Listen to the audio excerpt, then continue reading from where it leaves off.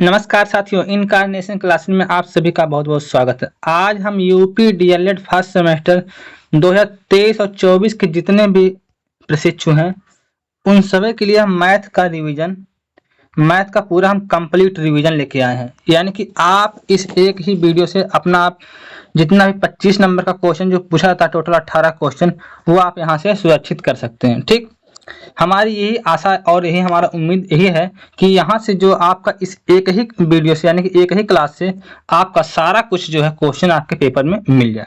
ठीक, तो चलिए ज़्यादा समय ना लेते हुए, आप लोगों का वेस्ट करते हुए चलते हैं, स्टार्ट करते हैं। हाँ, एक और सूचना, अगर आप लोगों को इसकी पीडीएफ चाहिए एज इट इज जैसे ये दिया गया है, तो इसकी पीडीएफ आपको टेलीग्राम चैनल पर मिलेगी। तो टेलीग्राम चैनल का लिंक हमारा जो है वीडियो के डिस्क्रिप्शन बॉक्स में दिया गया है। अगर वहां से आप नहीं जुड़ पा रहे हैं तो आप सीधे सीधे सर्च करिएगा @इनकार्नेशन क्लासेज, @इनकार्नेशन क्लासेज।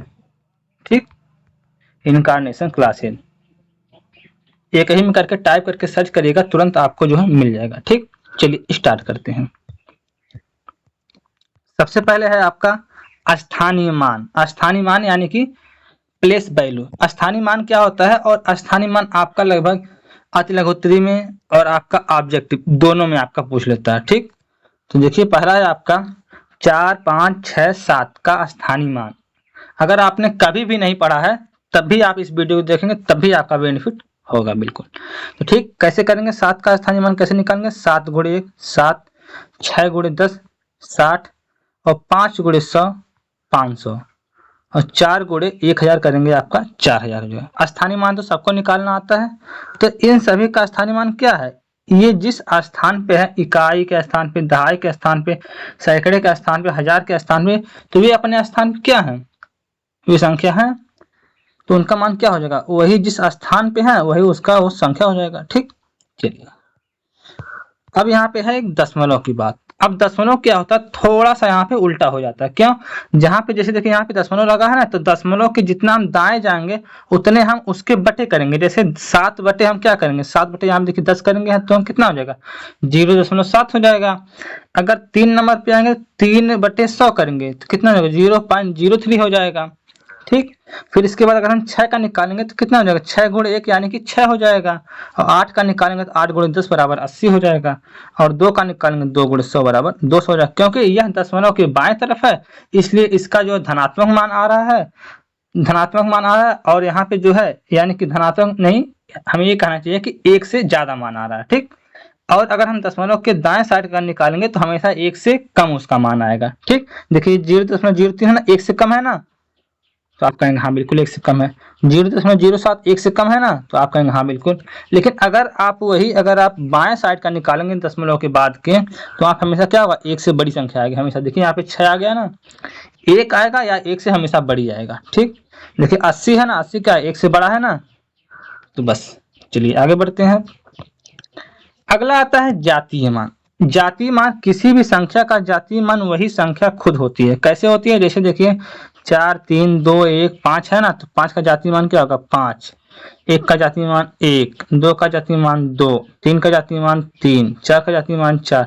यानी कि जो भी संख्या दी गई रहेगी उसका जातीय मान क्या होगा? वही होगा।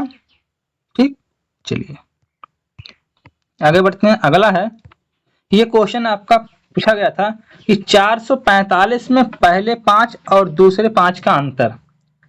तो जो पहले 5 का अंतर क्या हो जाएगा?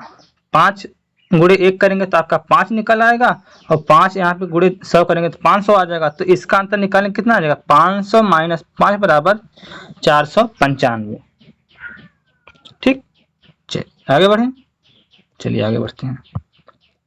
अब यहाँ पे देखिए संख्या के प्रकार, यानी कि संख्या क्या है, संख्या के प्रकार, यानी कि हम बहुत ज्यादा डिटेल नहीं लिए इसलिए क्योंकि जो है आपका यह ऐसा वीडियो है ताकि केवल बस इसी में से एग्जाम में से आपका पेपर एग्जाम में फंस जाए। ठीक, ऐसा बहुत ज्ञान इसमें हम नहीं देने की कोशिश किए हैं। ठीक, क्योंकि नहीं तो वीडियो बहुत लंबी हो जाएगी और लोग देखते भी नहीं है लंबी वीडियो। ठीक, चलिए पहला क्या है आपका? प्राकृतिक संख्या। तो प्राकृतिक संख्या किसे कहते हैं? जो 1 से लेकर अनंत तक की जितनी भी संख्या होती है वो क्या होती है? प्राकृतिक संख्याएं। पूर्ण संख्याएं कहां से कहां तक होती हैं? इसमें क्या होता है? जीरो इंक्लूड कर लिया जाता है। तो जब जीरो अगर इंक्लूड कर लिया गया तो जीरो से लेकर अनंत तक की संख्या क्या हो जाती हैं, वे आपकी पूर्ण संख्या कहलाती हैं। ठीक, इसके बाद आपका अगला आता है सम संख्या। तो सम संख्या क्या होता है, वे संख्याएं जो दो से विभाजित होती हैं सम संख्याएं कहलाती हैं, है ना। अगला है विषम संख्या। विषम संख्या वे संख्याएं होती हैं जो दो से विभाजित ना हो, यही ना। चलिए आगे बढ़ते हैं। अच्छा, पूछा जाएगा अगर सबसे छोटी विषम संख्या क्या होगी, तो सबसे छोटी क्या हो जाएगी, एक होगी। ठीक, चलिए आगे बढ़ते हैं। अगला है पूर्णांक संख्याएं। पूर्णांक संख्याएं क्या होता है, आपका माइनस, यानी कि माइनस में भी होता है, आपका प्लस में भी होता है। तो आपका हो जाएगा माइनस अनंत से लेकर प्लस अनंत तक। कहाँ से, माइनस अनंत से लेकर प्लस अनंत तक की जितनी भी संख्याएं होती हैं वे सभी क्या संख्याएं होती हैं, पूर्ण संख्याएं होती हैं। ठीक, क्या होती हैं, पूर्ण। चलिए आगे बढ़ते हैं। अगला है धन पूर्णांक संख्या। धन पूर्णांक संख्या कौन सी होती हैं, तो 1 2 3 1 2 3 4 5 6 यानी कि अनंत तक की जितनी भी संख्याएं होती हैं वे सभी क्या होती हैं, धन पूर्णांक संख्याएं होती हैं, क्योंकि ये हमेशा पॉजिटिव में होना चाहिए तो ये धन पूर्णांक संख्याएं हो जाएंगी। ठीक, अगर वही ऋण पूर्णांक संख्या की बात की जाए तो वही संख्या क्या हो जाएगी आपका -1 -2 -3 ऐसे से करते हुए अनंत तक, तो ये संख्या क्या हो जाएंगी, ऋण पूर्णांक संख्याएं हो जाएंगी। ठीक, चलिए आगे बढ़ते हैं। अगला है परिमेय संख्या। परिमेय संख्या किसे कहते हैं, जिसे हम p बाय क्यू के रूप में व्यक्त कर सकते हैं तथा क्यू नॉट इज इक्वल 0 होना चाहिए। जैसे आपका 2 हो गया, 4/3 हो गया, 5/6 हो गया, अंडर रूट में 4, अंडर रूट में 16, अंडर रूट में 25। तो ये सब संख्याएं क्या है, ये सब आपका परिमेय संख्याएं हैं। ठीक, और अगर अपरिमेय संख्या की बात करें तो अपरिमेय संख्या क्या है, जिसे हम p बाय क्यू के रूप में व्यक्त नहीं कर सकते हैं। जैसे एग्जाम्पल के रूप में अंडर रूट में 3, अंडर रूट में 7, अंडर रूट में 5, या अंडर रूट में अल्फा या बीटा या गामा या पाई। पाई क्या, ये वाला पाई। ठीक, तो ये सब क्या होती है, ये आपकी अपरिमेय संख्याएं होती है। ठीक, ये आपका हम रिवीजन करा रहे हैं, इसलिए हम ये आपको नहीं बता रहे हैं कि ये कैसे अपरिमेय है और कैसे परिमेय है। ठीक, इतना डिटेल पढ़ने के लिए थोड़ा टाइम लगेगा। ठीक, तो इसलिए ये केवल एक क्विक रिवीजन है। इसको आप अगर एक बार दो बार आप पढ़े होंगे कहीं से मैथ, तो आपके लिए बहुत ही बेनिफिशियल होगा। चलिए आगे बढ़ते हैं। अगला है वास्तविक संख्याएं।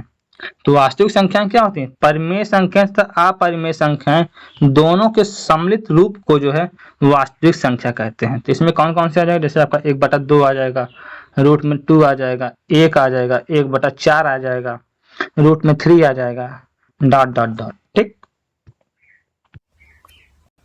इसके बाद पूछा है सबसे छोटी भाज्य संख्या। एक सेकंड, सबसे पहले है भाज्य संख्या। तो भाज्य संख्या कौन कौन सी होती हैं, जो एक और स्वयं के अलावा किसी से भी और विभाजित होती है ना।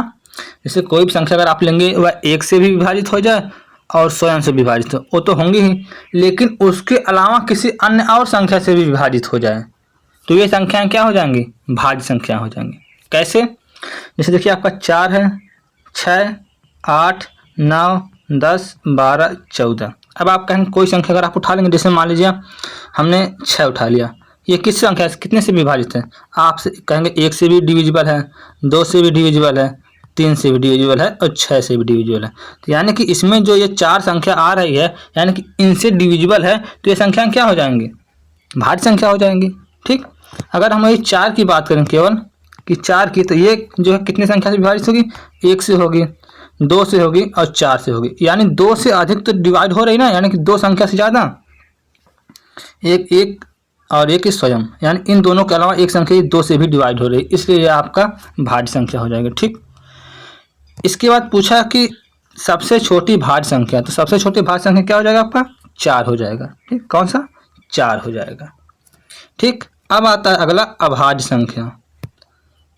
अभाज्य संख्या, अभाज्य संख्या क्या होता है, वे संख्याएं जो एक व स्वयं से केवल विभाजित हों उसे अभाज्य संख्या कहते हैं। जैसे आपका 2, 3, 5, 7, 11, 19, 23। ठीक, ऐसे ही करते चलेंगे, यानी कि आपका जो प्राइम नंबर होगा, यानी कि जो किसी से ना कटे, केवल अपने से और एक से, यानी कि एक और स्वयं। ठीक, यानी कि इसके अलावा अगर वो किसी से नहीं कट रही है तो वह आपका क्या हो जाएगा, अभाज्य संख्या हो जाएगा। ठीक, आगे बढ़ें। चलिए, एक छोटा सी सूत्र है, भाज्य बराबर भाजक गुणे भागफल धन शेषफल। ये आपका अभी आगे मिलेगा आपको। ठीक है, चलिए आगे बढ़ते हैं, इसका भी अभी आपका काम लगेगा। ठीक, चलिए इसको याद कर लीजिएगा। अब आता है प्रतिलोम। प्रतिलोम से आपसे यहाँ से भी एक क्वेश्चन आने की संभावना पूरा है, ये भी बहुत इंपॉर्टेंट है। ठीक, चाहे वो आपका अतिलघु में आए चाहे वो ऑब्जेक्टिव में आए, हमें आशा है कि ऑब्जेक्टिव में ही आना चाहिए। ठीक, चलिए, प्रतिलोम का मतलब होता है क्या, उल्टा। तो आपका दो प्रतिलोम होता है, एक आपका होता है योज्य प्रतिलोम, एक आपका होता है गुणात्मक प्रतिलोम। योज्य प्रतिलोम का मतलब उसमें जोड़ घटाव का हम चिन्ह में परिवर्तन कर देते हैं केवल, और गुणात्मक प्रतिलोम में उसे गुणा का भाग में कर देते हैं और भाग का गुणा में कर देते हैं, यानी कि बस उसको हम लोग उल्टा कर देते हैं केवल। ठीक, जैसे एग्जाम्पल में देखिए, 5 का प्रतिलोम क्या होगा, -5 होगा योज्य प्रतिलोम, और वही 7/2 का जो है गुणात्मक प्रतिलोम क्या होगा, 2/7 होगा। अब यहाँ पे देखिए चिन्ह नहीं लगा क्योंकि यहाँ पे गुणात्मक बोला है, जब योज्य बोलेगा तब चिन्ह लगाएंगे। ठीक, चलिए आगे बढ़ें। अगला भिन्न। अब भिन्न क्या होती है, भिन्न सुनिएगा, जिसे P/Q के रूप में हम व्यक्त कर सकते हैं जहाँ Q ≠ 0 हो, उसे भिन्न कहते हैं। ठीक, यानी में किसी भी संख्या को अगर हमें भिन्न के रूप में बदलना है तो उसके बटे शून्य नहीं होना चाहिए। जैसे हमने अगर 2 लिखा तो 2/1 होगा, या 2 होगा, या 3 होगा, या 4 होगा, कुछ भी होना चाहिए, लेकिन यहाँ पे जो है आपका क्या नहीं होना चाहिए, आपका शून्य नहीं होना चाहिए। ठीक, क्या नहीं होना चाहिए, आपका शून्य नहीं होना चाहिए, शून्य नहीं होना चाहिए। ठीक, तो वे संख्या क्या हो जाएंगे, भिन्न संख्या हो जाएंगी। जैसे देखिए एग्जाम्पल में कौन कौन सा, 1/2, 2/3, 4/5, ऐसे ऐसे जितने भी संख्या होंगी वो सब भिन्न में आ जाएगा। ठीक, अब अगला इससे भी महत्वपूर्ण है, इम्पॉर्टेंट। जितना हम इम्पॉर्टेंट मतलब टिक कर रहे हैं इसको जरूर मतलब पढ़िएगा, एक बार और पढ़िएगा। हम PDF डाल देंगे टेलीग्राम चैनल पर। ठीक, वहाँ से भी आप जरूर जुड़ जाइएगा। बिल्कुल जितना हम बता रहे हैं, हमारी उम्मीद यही है कि यहाँ से क्वेश्चन जरूर फंसेगा आप सभी के पेपर में। ठीक, पहला है आपका समभिन्न, या जिसे हम कहते हैं उचित भिन्न। उचित भिन्न वे भिन्नियाँ होती हैं जिस भिन्न का अंश जो है हर से क्या होता है, छोटा होता है। आप देख रहे हैं 3/4 है ना, ऊपर क्या होता है, अंश होता है, और नीचे क्या होता है, नीचे हर होता है। तो हर से हमेशा अंश क्या होता है, छोटा होता है, वे उचित भिन्न होते हैं। ठीक, इसके बाद हम आ जाते हैं दूसरे पर, यानी कि विषम भिन्न या अनुचित भिन्न।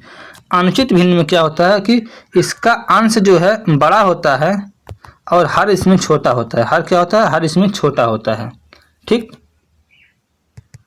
चलिए बस इतना केवल इसमें समझना कि कौन छोटा कौन बड़ा। ठीक, इसके बाद अगला आता है मिश्र भिन्न। मिश्र भिन्न में आप सभी लोग जानते हैं एक पूर्णांक संख्या होती है तथा एक भिन्न संख्या होती है। इन दोनों के सम्मिलित रूप को क्या कहते हैं, मिश्र भिन्न। जैसे एक यहाँ पे 1 है, 1 कंप्लीट 1/2।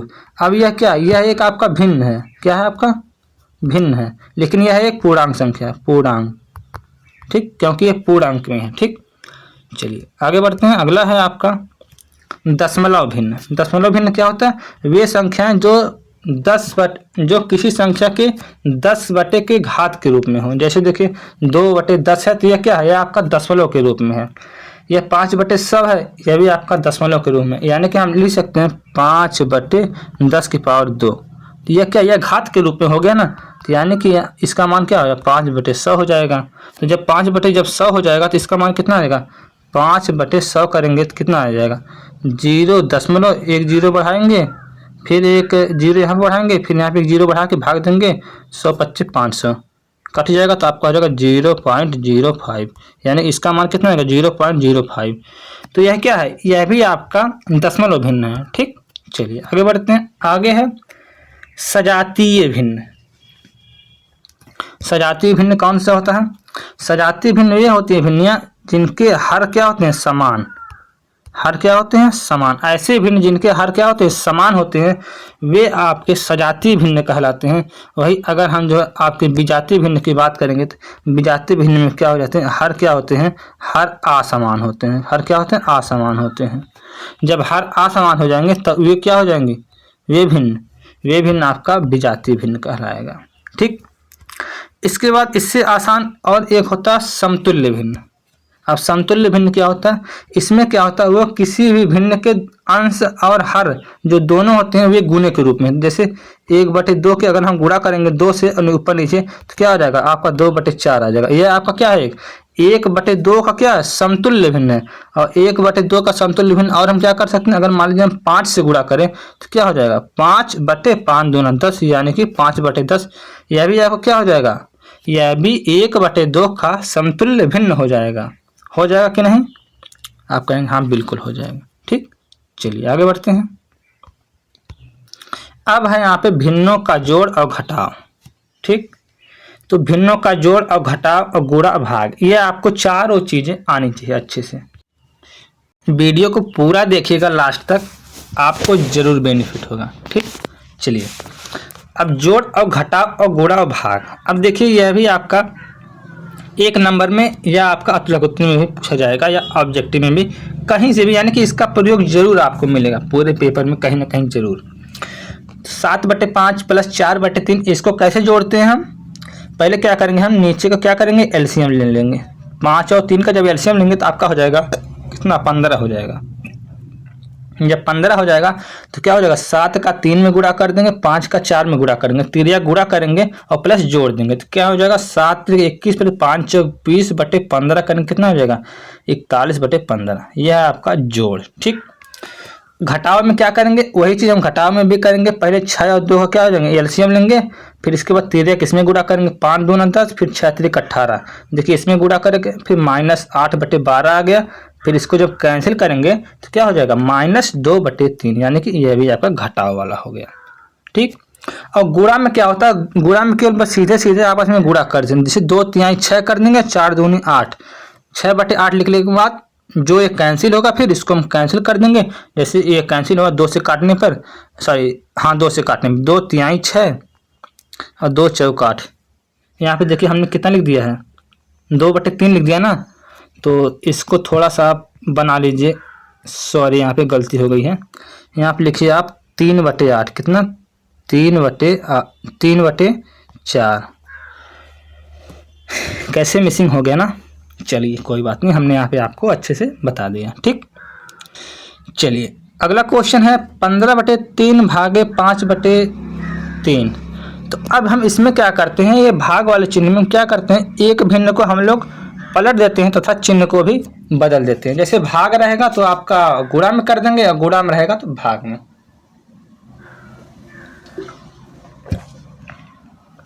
वैसे हम लोग सॉरी, जैसे हम लोग क्या करते हैं? अक्सर भाग में जो रहता है हम लोग उसको गुणा में करके दूसरी वाले भिन्न को क्या करते हैं? पलट देते हैं। जैसे 15/3 हमने गुणा क्या करे? 3/5 करे, जबकि यहाँ पे कितना था? 5/3 था। ठीक। तो जब हमने पलट दिया तो 3 से 3 कट गया और 5 से जब भाग देंगे 15 में तो आपका कितना आ जाएगा? 3 आ जाएगा। ठीक। यानी कि आपका ये भाग वाला भी हो गया। चलिए अब आगे बढ़ते हैं। अगला है दशमलव के रूप में लिखिए। तो जैसे कोई भी संख्या, जैसे संख्या दिया गया है 24/7, तो 24/7 को हम दशमलव के रूप में कैसे लिखेंगे? तो हम भाग देंगे ना 7 से। जब हम 7 से भाग देंगे कितना आ जाएगा?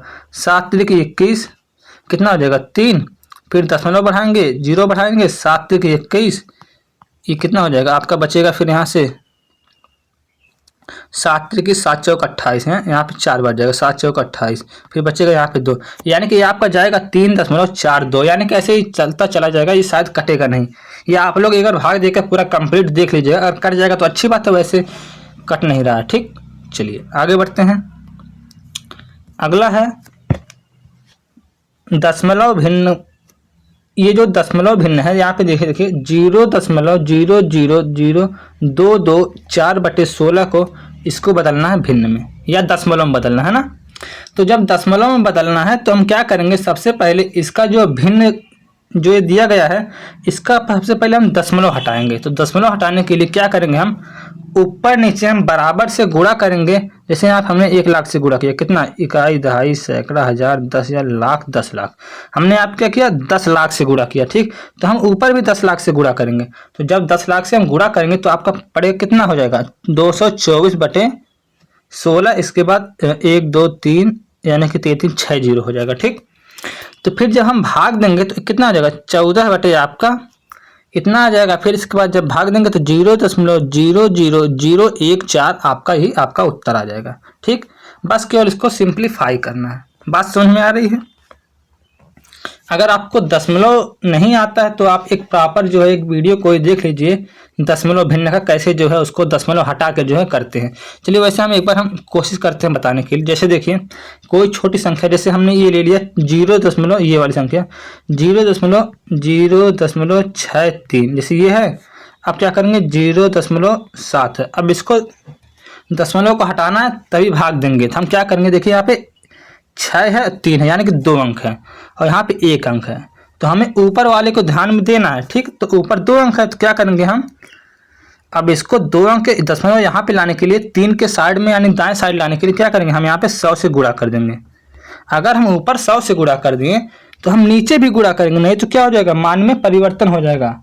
और हम इसीलिए 100 से गुणा करेंगे ऊपर नीचे दोनों टाइम, ताकि मान में कोई परिवर्तन ना हो। ठीक, तो जब गुणा कर देंगे नीचे तो कितना हो जाएगा, आपका ऊपर हो जाएगा 63, कितना हो जाएगा, 63 हो जाएगा। फिर नीचे बचेगा आपका, जब गुणा करेंगे तो आपका हो जाएगा 70। ठीक, जब 70 आ जाएगा आपका तो फिर हम क्या करेंगे, 63 में 70 से भाग देंगे। कितना, 63 में जब 70 से भाग देंगे कितना हो जाएगा, 70, 0.1 बढ़ाएंगे, फिर यहाँ पे 0 करेंगे तो फिर आपका हो जाएगा 7 6 42, 7 9 63, यानी कि 630 बार में पूरा कट जाएगा। तो यानी कि 0.9 इसका बिल्कुल राइट आंसर है। बात समझ में आई, आशा है कि समझ में आ गया होगा दशमलव वाला भी। ठीक, चलिए अब कुछ अलजेब्रा फार्मूला है जो हमें रटना है। जैसे ये आप लोगों को आता भी होगा या आपने रटा होगा। ठीक, तो जैसे a + b का स्क्वायर होल स्क्वायर का सूत्र क्या होता है, a² + b² + 2ab, या कहीं कहीं पे आपने देखा होगा a² + 2ab + b²। तो इसमें क्रम परिवर्तन से कोई दिक्कत नहीं होगी जोड़ घटाने में। ठीक, केवल गुणा भाग में दिक्कत होती है। आगे बढ़ते हैं, अगला है a - b का होल स्क्वायर का सूत्र में क्या होगा, a² + b² - 2ab। ठीक, अगला है आपका a² + b² बराबर क्या होता है, एक ब्रैकेट a + b का होल स्क्वायर - 2ab। ठीक, इसको हम इरेज कर देते हैं थोड़ा सा। इसके बाद अगला है a² - b² का सूत्र क्या होगा, एक ब्रैकेट में a धन b, दूसरे ब्रैकेट में a ऋण b। इसके बाद अगला फार्मूला है a³ - b³ बराबर होता है a - b, एक ब्रैकेट में, दूसरे ब्रैकेट में a² + b² + ab।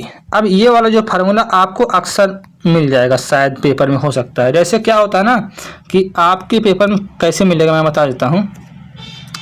ऐसा कुछ संख्या दिया रहेगा ना कि a - b, फिर ये a² + b² + 2ab, ऐसा मिलेगा ना। फिर इसके बाद एक संख्या और मिलेगी a² + b² + 2ab, ऐसा मिलेगा ना 2ab। तो ये संख्या कट जाएगा, क्या हो जाएगा, ये पूरी संख्या कट जाएगा, तो लास्ट में a - b ही बचेगा।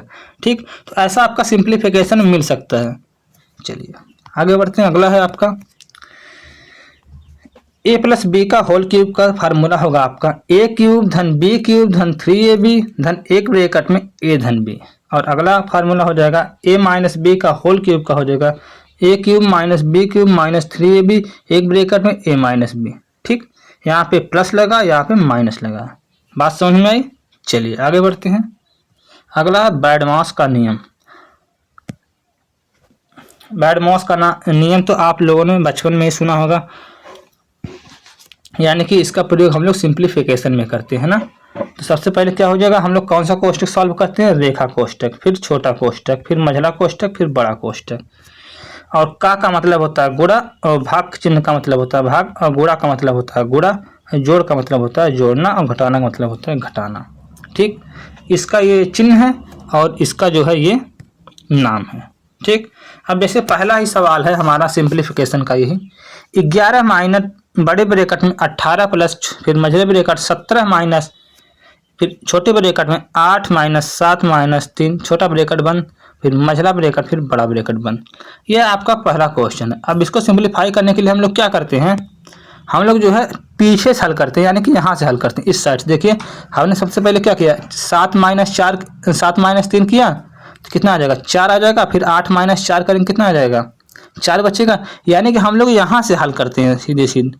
आप लोग भी इधर से ही हल करिएगा, अगर इधर से करेंगे तो गलत हो जाएगा। ठीक, आप इधर से हल करिएगा, दाएं साइड से हल करिएगा। ठीक, जब आप इधर से हल करेंगे तो आपका एक भी क्वेश्चन सिंप्लीफिकेशन का गलत नहीं होगा, और आपका हमारे समझ से एक क्वेश्चन या 2 क्वेश्चन यानी कि 2 नंबर या 3 नंबर आपका जरूर फिक्स करेगा ये सिंप्लीफिकेशन का आपके पेपर में, एग्जाम में। हमने एक उदाहरण लिया है ये वाला पूरा, आप जो है और भी अभ्यास कर लीजिएगा सिंप्लीफिकेशन के क्वेश्चन को। ठीक, तो हमने इसको कैसे सॉल्व किया, 11 माइनस 18 प्लस 17 माइनस 8 माइनस 4, इसको ब्रैकेट हमने बंद कर दिया। फिर अगले स्टेप में क्या किया, 11 माइनस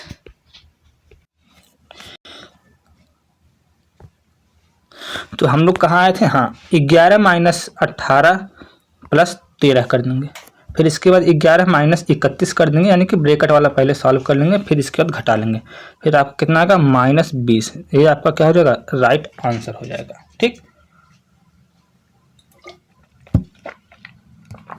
आगे बढ़ें, चलिए एक सवाल और ले लिए हैं इसका, ताकि जो है थोड़ा सा अभ्यास हो सके। ठीक, जैसे 121 भागे ब्रैकेट बंद 16 माइनस मझला ब्रैकेट 14 माइनस 3 फिर छोटे ब्रैकेट में 9 माइनस 6 फिर छोटा ब्रैकेट बंद फिर मझला ब्रैकेट फिर बड़ा ब्रैकेट। ठीक, इसको भी इधर से ही हल करेंगे। देखें कैसे हल करेंगे, हम लोग यहाँ से ही हल करेंगे, यहाँ से स्टार्ट करेंगे। सबसे पहले क्या करेंगे, 9 माइनस 6 करेंगे तो आपका क्या हो जाएगा, 3। फिर जब 3 का 3 में गुणा करेंगे तो कितना हो जाएगा, 3 3 का 9 हो जाएगा ना, 9 यहाँ पे देखिए 9 है ना, तो 14 माइनस 9 करेंगे तो कितना आ जाएगा, 5 आ जाएगा। और इधर वाला ऐसे ही हम लोग क्या हो जाएगा, नीचे धीरे धीरे उतारते हुए चले जाएंगे। इसको लास्ट में हल करेंगे, इसको फर्स्ट में, इसको लास्ट में। ठीक, चलिए अब इसके बाद क्या करेंगे, फिर इधर 16 माइनस 5 फिर घटाएंगे कितना हो जाएगा, 11। फिर 11 से 21 में 121 में भाग देंगे तो कितना आ जाएगा, आपका 11 आ जाएगा। ठीक, बहुत लोग क्या करते हैं, उल्टे भाग देते हैं, 11/121 कर देते हैं। नहीं, ये गलत हो जाएगा। इधर से हम लोग जाते हैं, कैसे, इधर से। आज की बात नहीं ना गलती होगी, ऐसे समझिएगा, हमेशा इधर से आपको जाना है भाग करते समय। ठीक, या गुणा करते समय कुछ भी। चलिए अगला है बहुपद का जोड़ घटाव। अब जैसे बहुपद का जोड़ घटाव भी आपसे एग्जाम में बिल्कुल पूछा जाएगा, एकदम 100%। एक क्वेश्चन जरूर आएगा आपका, ये आपका इम्पॉर्टेंट है, एकदम 100% एक क्वेश्चन आएगा।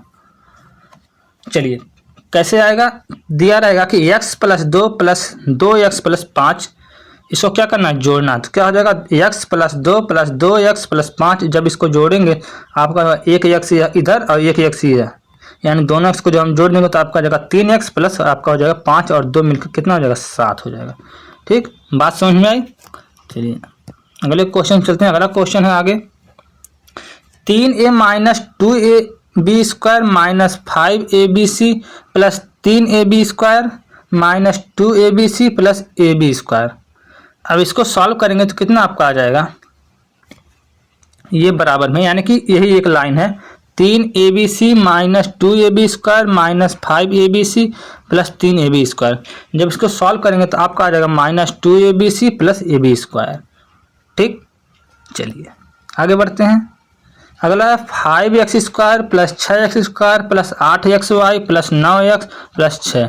इसको जोड़ेंगे, x स्क्वायर स्क्वायर वाला जब जोड़ देंगे एक साथ, जैसे देखिए ये घात वाला ये है, ये घात वाला ये है, इसको क्या करेंगे, जोड़ देंगे। तो 6x square plus 5x square बराबर कितना हो जाएगा, 11x स्क्वायर फिर plus 8xy plus 9x plus 6, यही तो होगा ना। चलिए आगे बढ़ें। देखिए अब आपको हम उतना डीपली हम नहीं समझा पाएंगे कि यहाँ, क्योंकि ये रिवीजन वीडियो है कि कैसे मतलब हम जोड़ते हैं बहुपद को, या कैसे घात के पद को घात में जोड़ते हैं, और चर पद को चर में जोड़ते हैं, अचर पद को अचर पद में जोड़ते हैं। इन सबको नियम आपको पहले से ही सीखना पड़ेगा। ठीक, चलिए आगे बढ़ते हैं। घातांक के नियम। अब घातांक के कुछ नियम है, जैसे आपका पहला है ए की पावर m गुणे ए की पावर n, तो इसका क्या हो जाएगा ए की पावर mn, क्या हो जाएगा ए की पावर mn। जैसे एग्जाम्पल में क्या है, जैसे 5 की पावर 7 गुणे 5 की पावर 12, तो कितना हो जाएगा, गुणा में घाते क्या होती हैं, जुड़ते हैं, आपने बचपन में ही सुना होगा। इस 5 की पावर क्या हो जाएगा, 5 की पावर 19 हो जाएगा। ठीक, इसके बाद अगला है ए की पावर m बटा ए की power n is equal to क्या हो जाएगा ए की पावर m माइनस n। अगर एग्जाम्पल में हम ले तो 5 की पावर 8 बटा 5 की पावर 3 करेंगे तो आपका कितना हो जाएगा 5 की power 8 minus 3 is equal to 5 की पावर 5। ठीक, या 5 की पावर 5 आप कर सकते हैं, या 5 गुणे आप 5 बार गुणा कर सकते हैं। ठीक, वो जितना भी है। ठीक, लेकिन 5 की पावर 5 ही है। ठीक, उसका मान परिवर्तन नहीं होगा। और भी घातांक के नियम है, लेकिन वो आपके लिए अभी उतना ज़रूरी नहीं है, क्योंकि क्वेश्चन बस जहाँ से आ जाए बस उतना ही ज़रूरी है। ठीक, चलिए आगे बढ़ते हैं। अगर अपवर्त और अपवर्तक, ये भी बहुत इंपॉर्टेंट है। क्या है, ये भी बहुत इंपॉर्टेंट है। यहाँ से भी एक क्वेश्चन जरूर पूछेगा, 1 नंबर का पूछ लेगा कि 8 का अपवर्तक क्या है या 8 का अपवर्त क्या है। तो कैसे निकालेंगे, तो देखिए अपवर्त का मतलब होता है डिविजिबल, यानी कि विभाजक, यानी कि डिवाइडर जो होता है। तो डिवाइडर कौन कौन सा है 8 का, 8 को कौन कौन डिवाइड करेगा, जैसे आपका 1 डिवाइड करेगा, 2 डिवाइड करेगा, 4 डिवाइड करेगा, 8 डिवाइड करेगा। उसका क्या हम लोग निकालेंगे, उसका फैक्टर हम लोग निकालेंगे, गुणनखंड, है ना। और इसकी संख्या क्या होती है, सीमित होती है, यानी कि ये 8 तक अधिकतम निकलेगा। ठीक, जितना संख्या दिया रहेगा उसी तक अधिकतम निकलेगा। और अपवर्त की अगर हम बात करें तो अपवर्त में क्या होगा, अपवर्त का मतलब होता है गुणज। वो किसी भी संख्या जो दिया रहेगा, वो अगर पूछेगा उसका अपवर्त निकालने के लिए तो क्या होगा, उसका हमेशा मल्टीपल होगा। और ये कहाँ तक मल्टीपल जाएगा, इसका कोई गारंटी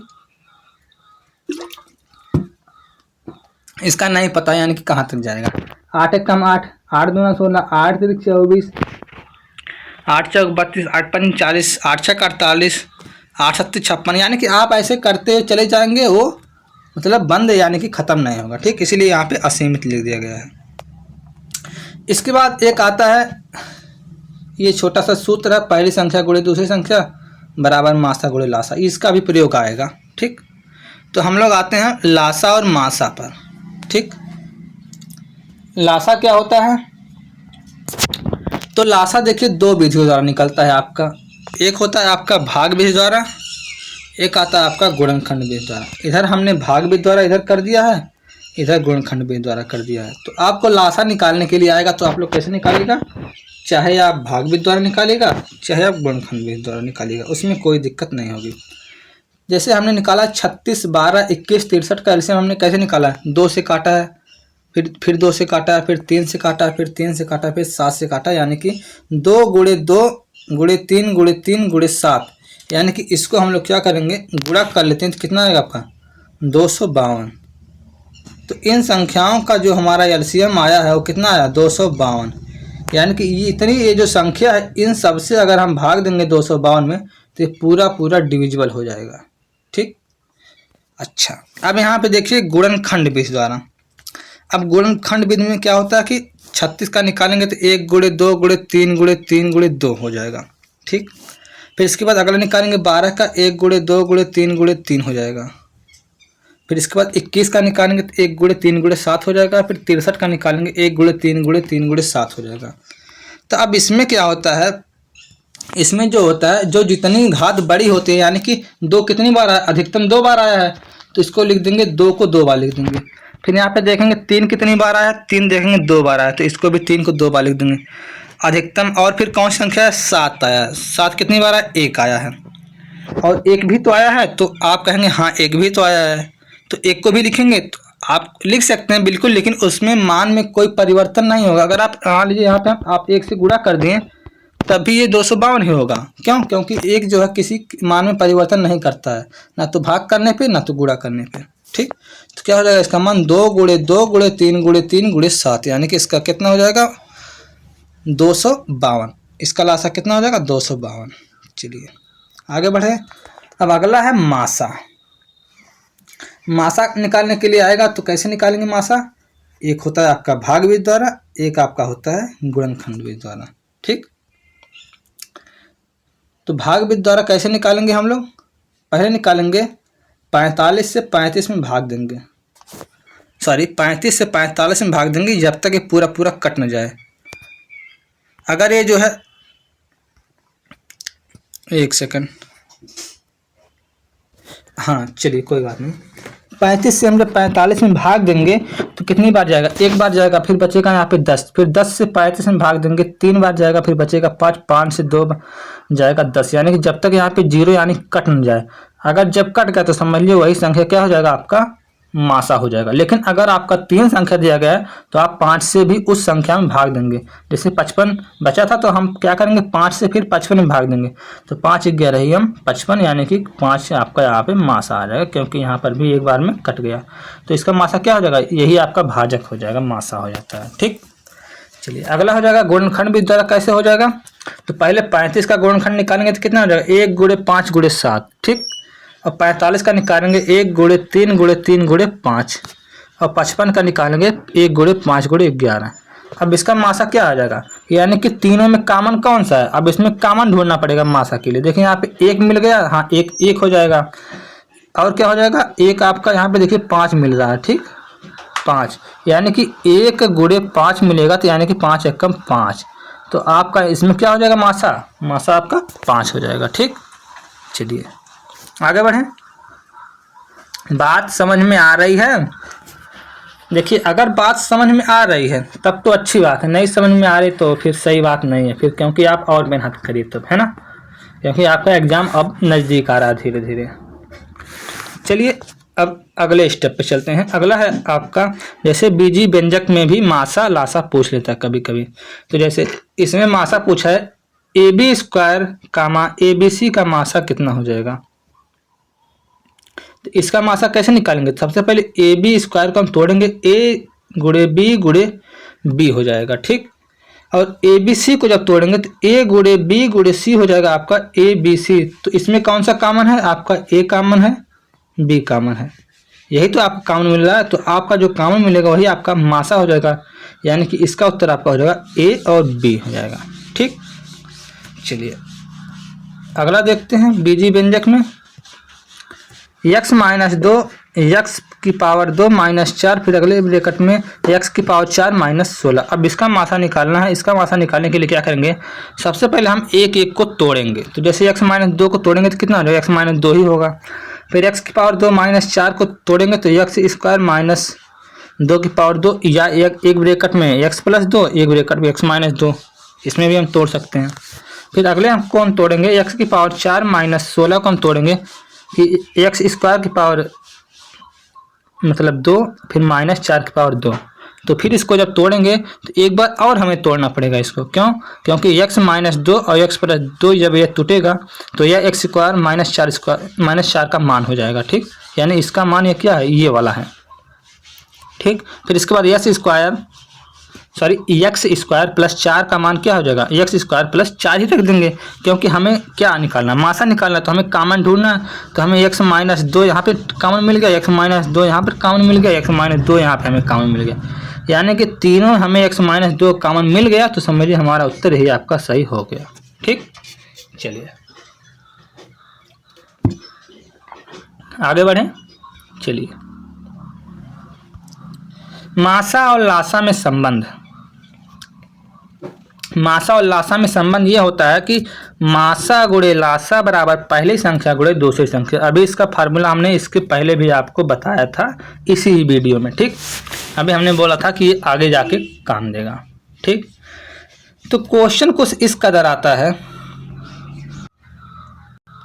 क्वेश्चन देखिए कैसे आता है, दो संख्याओं का लासा इतना है तो उनका मासा इतना, यदि पहली संख्या इतनी है तो दूसरी संख्या ज्ञात कीजिए। तो फार्मूला वही है, पहली संख्या गुणे दूसरी संख्या बराबर लासा गुणे मासा।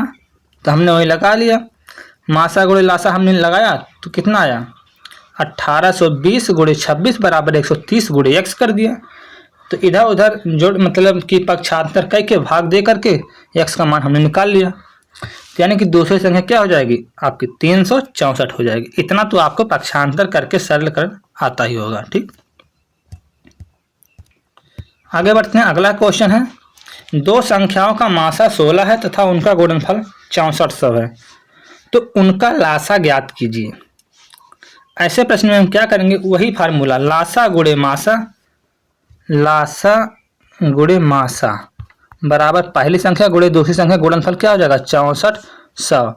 और यहाँ पे दिया है मासा गुणे लासा कितना दिया है आपका 16 दिया है, सॉरी मासा दिया है ना, मासा दिया और लासा क्या करेंगे x मान लेंगे, तो 16 से इसमें भाग देंगे, 16 चौक को 64 कितना हो जाएगा x बराबर 400 आ जाएगा ना, तो ये आपका मान हो जाएगा। ठीक, चलिए आगे बढ़ते हैं।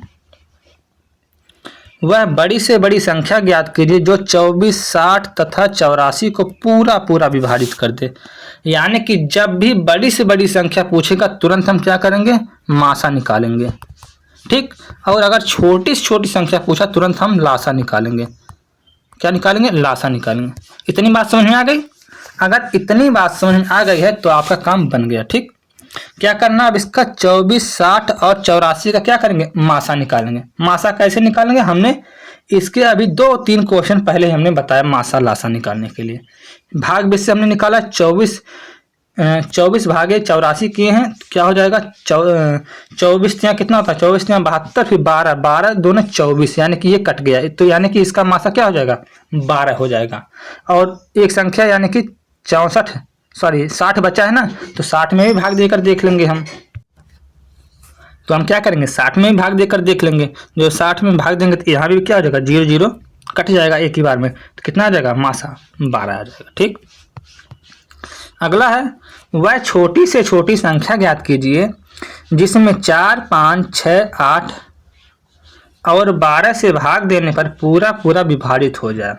अब देखिए यहाँ पे छोटी छोटी संख्या बोला तो क्या निकालेंगे, यहाँ पे हम तुरंत लासा निकालेंगे, और बड़ी से बड़ी पूछेगा तो तुरंत मासा निकालेंगे। बात समझ में आया? हमने देखिए आप क्या कर लिया, मासा निकाल दिया पूरा। तो जब मासा निकाला तो इसका ये जो गुणनफल है ये आपका 120 आपका आ गया, तो ये आपका क्या हो जाएगा, लासा हो जाएगा। ठीक, चलिए आगे बढ़ते हैं। प्रतिशत है ना, प्रतिशत को क्या कहते हैं, किसी भी भिन्न को प्रतिशत में बदलने के लिए हम 100 से क्या करते हैं, गुणा करते हैं और चिन्ह प्रतिशत लगा देते हैं। ठीक, तथा प्रतिशत से भिन्न में बदलने के लिए हम 1/100 से गुणा करेंगे। ये बात समझ में आ रही है? तो कैसे करेंगे, जैसे प्रतिशत आप सभी लोग जानते हैं, अगर आपने जो है नंबर पाया होगा हाई स्कूल इंटर में, सब लोग नहीं पूछते हैं कि आपका कितना मार्क्स है या कितना परसेंटेज है, लोग कहते हैं मेरा 80% है। कितना कहते हैं लोग मेरा 90% है, मेरा 95% है। लोग बहुत खुशी से बताते हैं, है ना, खुशी की बात ही है, जब नंबर अच्छा रहेगा जाहिर सी बात है तो अच्छे से बताएंगे लोग। अब वही नंबर कम रहेगा तो नहीं बता पाएंगे। तो क्या करते हैं हम लोग, जैसे हमने क्या किया, 500 का क्या होता है पूर्णांक होता है, हमने पाया 400 नंबर, और गुणा क्या किया हमने 100 में, 100 से गुणा कर दिया। जब 100 से गुणा कर 0 से 0 कट गया, 4/5 हो गया। 5 से भाग देंगे इसमें 100 में, कितना हो जाएगा 5 20 से 100, और 20 गुणे जब 4 करेंगे 20 चौक 80% आ गया ना। यानी कि इस प्रकार हम जो है प्रतिशत का जो है निकालते हैं और प्रतिशत का चिन्ह लगा देते हैं। ठीक, चलिए अब देखिए हम लोग कैसे इसमें लगाया है। 1/20 को प्रतिशत में बदलिए, प्रतिशत में बदलना है ना, तो प्रतिशत में क्या करेंगे 1/20 गुणे 100 करेंगे तो क्या हो जाएगा 5%। और 25% को भिन्न में बदलने के लिए क्या करेंगे 25 गुणे 1/4, यानी कि आपका हो जाएगा 1/100 बराबर जब हल करेंगे तो आपका आ जाएगा 1/4। चलिए अगला क्वेश्चन है 24 80 का कितना प्रतिशत है, यानी 80 का कितना प्रतिशत है, यानी कि 24/80 गुणे 100 करेंगे, फिर काटेंगे तो कितना आ जाएगा आपका 30%। कितना आ जाएगा आपका 30%। इसके बाद दूसरा क्वेश्चन है 0.00075 को प्रतिशत में बदलिए। अब देखिए यहाँ पे ये दशमलव वाला क्वेश्चन आ गया, तो क्या करेंगे सबसे पहले हम क्या करेंगे दशमलव को हटाएंगे। तो दशमलव को हटाने के लिए ऊपर से हम गिन लेंगे कितने अंक पे दशमलव लगा है, उतने हम 0 बढ़ा लेंगे नीचे।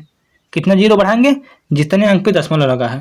तो जैसे देखिए 1 2 3 4 5 अंक पे क्या है दशमलव लगा है, तो 5 हम 0 हम बढ़ा लेंगे, यानी कि हम 1 लाख से भाग देंगे। तो जब 1 लाख से भाग देंगे तो आपका आ जाएगा 75/1000।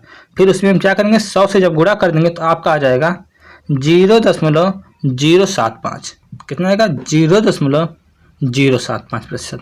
ठीक, अब एक क्वेश्चन यहाँ पे एक और है कि प्रतिशत वृद्धि वाला आता है, तो क्वेश्चन आता है, जैसे इसका प्रयोग हम लोग कब करते हैं, जैसे मान लीजिए प्रतिशत वृद्धि बोला फिर गुणे 100 कर देंगे, किसी के सापेक्ष बोला तो उसको नीचे लिख देंगे। ठीक, इसका अगर अभी क्वेश्चन में होगा तो हम इसका प्रयोग कर देंगे अभी। ठीक, अगला क्वेश्चन है 400 का 20% कितना होगा। तो 400 का 20% कितना होगा, 400 गुणे 20/100 करेंगे तो आपका आ जाएगा 80%। यहाँ परसेंट का चिन्ह जरूर लगाएंगे। ठीक, चलिए आगे बढ़ें। अगला क्वेश्चन है, एक परीक्षा में 75% बच्चे उत्तीर्ण हुए, यदि परीक्षा में 1500 बच्चे बैठे हों तो कुल कितने बच्चे अनुत्तीर्ण हुए। तो कुल कितने बच्चे अनुत्तीर्ण हुए, यानी कि पहले देखेंगे कुल बच्चे कितने थे। कुल बच्चे कितने थे, 1500। जब 1500 बच्चे थे यानी कि वो टोटल कितने परसेंट थे, वे टोटल बच्चे 100% के रूप में थे। यानी कि जब कोई भी कक्षा होती है तो उसमें जितने बच्चे होते हैं वो सब, चाहे वो 10 हों, चाहे 20 हों, चाहे 50 हों, चाहे 1500 हों, चाहे 1000 हों, वे हमेशा 100% के रूप में होंगे ना। तो निकालेंगे कि 75% उत्तीर्ण बच्चे हैं। तो 1500 का 75% जब निकालेंगे तो आपका आ जाएगा 1125 बच्चे पास हुए यानी कि उत्तीर्ण हुए। अब पूछा है कि यानी कि फेल हुए यानी कि अनुत्तीर्ण बच्चे पूछा है, तो फेल हुए बच्चे को कैसे निकालेंगे, कुल बच्चे जो होंगे उसमें से पास हुए बच्चे निकाल देंगे। तो 1500 माइनस 1125 बच्चे जब घटाएंगे तो आपका आ जाएगा 375 बच्चे क्या हो जाएंगे, अनुत्तीर्ण हो जाएंगे। ठीक, आगे बढ़ें बाबू। थोड़ा आवाज़ हमारी चेंज हो रही है ना, एक सेकंड थोड़ा पानी पी लें। चलिए कोई बात नहीं, आवाज़ थोड़ा चेंज है तो एडजस्ट करिएगा, अब क्या ही कर सकते हैं ना। गले में खराश है तो इसके लिए थोड़ा सा वो खेद है बस। चलिए, x का x% 64 है तो x का मान ज्ञात कीजिए। देखिए x का x% 64 है तो x का मान ज्ञात कीजिए। जैसे यहाँ पे दिया गया तो x का मतलब होता है गुणा, x% का चिन्ह हटाएंगे, नीचे 100 लगाएंगे। बात समझ में आई। इसके बाद उसके बराबर क्या है, 64। फिर यहाँ पे क्या करेंगे, एक्स स्क्वायर हो जाएगा, एक्स स्क्वायर बराबर आपका हो जाएगा 6400। फिर जब एक्स बराबर निकालेंगे तो आपका कितना हो जाएगा, 8 टाइम 64, 8 और 1 0 यानी कि आपका 80 आ जाएगा। ठीक, तो इसका राइट आंसर क्या आपका हो जाएगा 80। बात समझ में आया, कैसे करेंगे। अच्छा एक बात हम और बता देते हैं, जैसे किसी का मान लीजिए 15% दिया है ना, तो इसका मतलब ये होता है, ये कह रहा है कि 15/100 यानी कि प्रतिशत का चिन्ह हटाएंगे, नीचे 100 लगाएंगे, यही इसका रूल होता है। ठीक, कहीं भी आप कोई संख्या देखेंगे, जैसे जब आप देखेंगे 20% यानी कि 20/100, तो फिर इसको जब आप सॉल्व करेंगे तो 20 एक कम यानी कि 2 एक कम 2, 2 25 10 यानी कि 1/5 इसका मान होता है। ठीक, वही चीज़। अगला चैप्टर है सिंपल इंटरेस्ट, है ना, साधारण ब्याज। साधारण ब्याज का फार्मूला आपका होता है मूलधन गुणे दर गुणे समय बटा 100। क्या होता है, मूलधन गुणे दर गुणे समय बटा 100। और मिश्रधन बराबर क्या होता है, मूलधन प्लस ब्याज जो मिलता है उन दोनों का योग क्या होता है, मिश्रधन होता है। अब चलिए इतना तो पता होगा कि ब्याज क्या होता है, ब्याज कब मिलता है, बैंक देता है या कोई सूदखोर जो पैसा देता है वो ब्याज पर देता है, लोन, है ना। तो इतना तो आपको पता ही होगा। चलिए अब हम अगले क्वेश्चन पर चलते हैं। इस टाइप का जो क्वेश्चन है, तो 500 रुपये का 3 वर्ष का 12% वार्षिक ब्याज की दर से साधारण ब्याज ज्ञात कीजिए। तो साधारण ब्याज में क्या क्या दिया रहता है, मूलधन दिया रहता है, समय दिया रहता है, दर दिया रहता है। तो इसका फार्मूला ही होता है मूलधन गुणे दर गुणे समय बटा 100, यानी कि मूलधन गुणे दर गुणे समय बटे 100।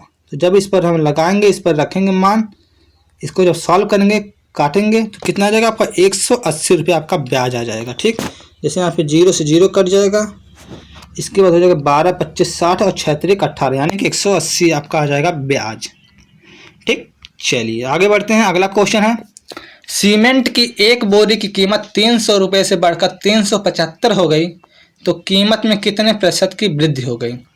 तो कीमत में वृद्धि कितने प्रतिशत की हो गई, 75 की वृद्धि हो गई, लेकिन प्रतिशत में पूछा है ना। तो कहाँ से हो गई, 300 से, जिसके सापेक्ष पूछा रहेगा। और गुणे हम लोग क्या करेंगे, 100 करेंगे। 0 से 0 कट जाएगा, 3 से काटेंगे, 3 दूना 6 और आपका हो जाएगा 1 बचेगा, 3 25 15 यानी कि 25%। कितना आ जाएगा आपका उत्तर, 25%। आपका देखिए यहाँ पे लगा भी गया है। अगला है त्रिभुज। त्रिभुज क्या होता है, वही 3 रेखाखंडों से बंद आकृति को क्या कहते हैं? त्रिभुज कहते हैं। अगर चतुर्भुज पूछेगा किसे कहते हैं, तो 4 रेखाखंड से बंद आकृति चतुर्भुज कहलाती है। ठीक। ट्रायंगल के बारे में और भी परिभाषा हम लिख सकते हैं कि 3 रेखाखंडों से बंद आकृति त्रिभुज कहलाती है तथा इनके तीनों कोण का अंतर तीनों कोणों का मान 180 अंश होता है तथा इनके प्रत्येक कोण जो होते हैं, इनके प्रत्येक कोण का योग क्या हो जाएगा? 180 अंश हो जाएगा। ठीक। चलिए, पहला है आपका समकोण त्रिभुज। समकोण त्रिभुज का क्षेत्रफल का फार्मूला आपका होता है 1 गुणे आधार गुणे ऊंचाई या आधार गुणे लंब बटा 2, दोनों में से कोई भी कह सकते हैं। इसके बाद समबाहु त्रिभुज का हो जाएगा अंडर रूट में 3/4 स्क्वायर। इसका प्रयोग ज़्यादा हो जाएगा, इससे आपका एक क्वेश्चन जरूर आएगा पेपर में। ठीक। इसके बाद ये उतना जरूरी नहीं है। इसके बाद हाँ, ये वाला जरूरी है। विषमबाहु त्रिभुज का क्षेत्रफल कितना होता है? अंडर रूट में s minus a s minus b s minus c, जहाँ पे यस का मतलब होता है कि अर्ध परिमाप। अर्ध परिमाप क्या होता है? किसी भी चारों तरफ की जो दूरी होती है, लंबाई होती है, वही उसका क्या होता है? अर्ध परिमाप हो जाता है। ठीक। तो अर्ध परिमाप निकालने के लिए क्या करेंगे? उसके चारों तरफ की लंबाई को जोड़ लेंगे, प्लस 2 से क्या करेंगे? भाग दे देंगे, तभी तो आधा निकलेगा, नहीं तो परिमाप हो जाएगा। ठीक। चलिए, अगला क्वेश्चन है, उस त्रिभुज का क्षेत्रफल ज्ञात कीजिए जिसकी एक भुजा 12 सेंटीमीटर है। अच्छा, उस त्रिभुज का क्षेत्रफल ज्ञात कीजिए जिसकी एक भुजा 12 सेंटीमीटर है, यानी कि यह समबाहु त्रिभुज की बात कर रहा है। ठीक। यहाँ पे देखिए स्पष्ट तो नहीं किया है, लेकिन क्वेश्चन से ही स्पष्ट हो जा रहा है, क्योंकि यहाँ पे देखिए एक ही भुजा का मान दिया गया है। अगर एक भुजा का मान देगा तभी हम जान पाएंगे हाँ ये समबाहु त्रिभुज है, नहीं तो फिर हम कैसे जान पाएंगे। ठीक। तो हम फार्मूला लगाएंगे अंडर रूट में 3/4 ए स्क्वायर। तो ए स्क्वायर बराबर क्या हो जाएगा? 12 गुणे 12 यहाँ पे करेंगे तो आपका हो जाएगा 36 रूट में 3 सेंटीमीटर स्क्वायर, इसका उत्तर हो जाएगा। ठीक। बात समझ में आई? यहाँ पे देखिए हमने सॉल्व भी किया है।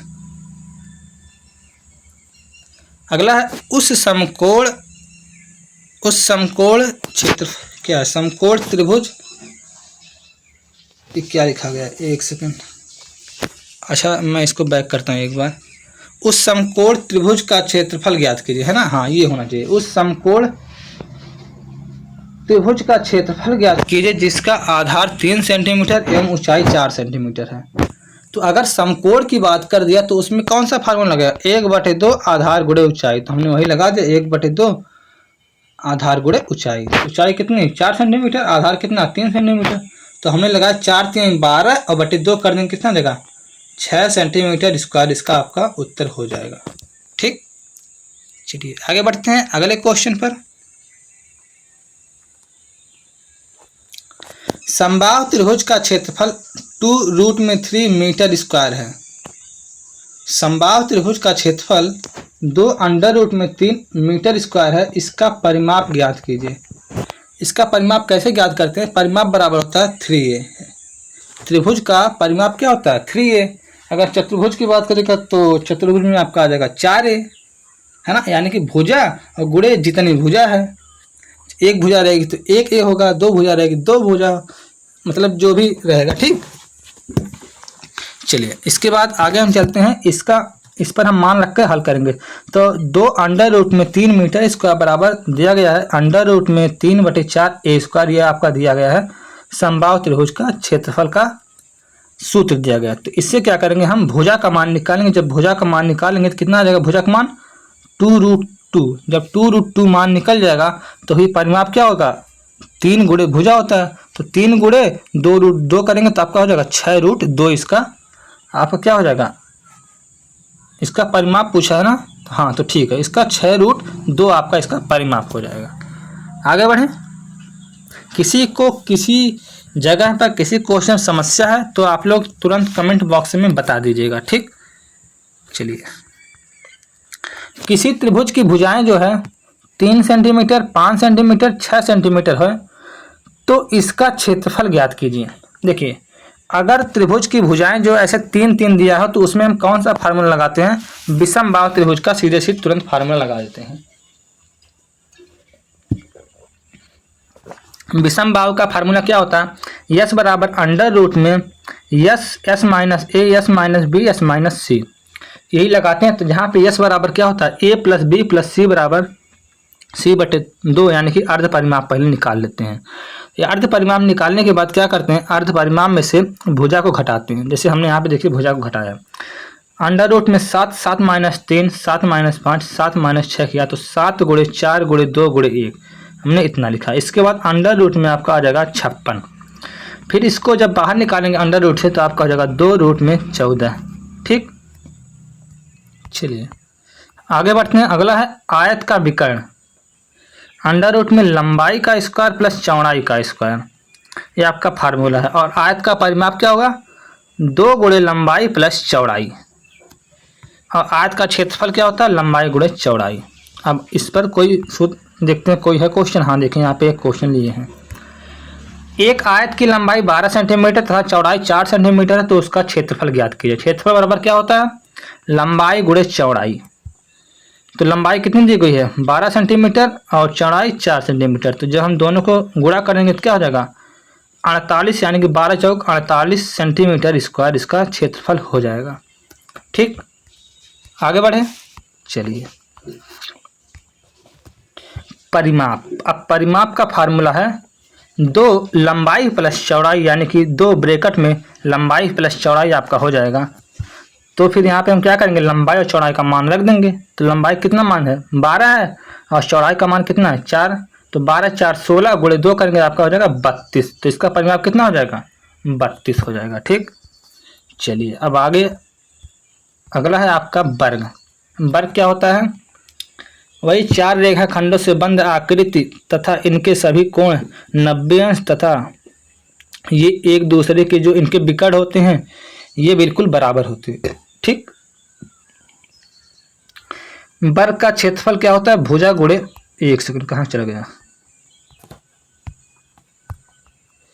भुजा गुणे भुजा या भुजा का स्क्वायर। अगर वर्ग का परिमाप की बात करेगा तो परिमाप कैसे निकालेंगे? 4 गुणे भुजा। और वर्ग का विकर्ण कैसे निकालेंगे? तो अंडर रूट में 2 गुणे भुजा करेंगे। ठीक, चलिए अब जैसे एक क्वेश्चन यहाँ पे हमने लिया है ये वाला, 8 मीटर लंबाई तथा 2 मीटर चौड़ाई वाले आयत का क्षेत्रफल 1 वर्ग के क्षेत्रफल के बराबर है तो वर्ग का परिमाप ज्ञात कीजिए।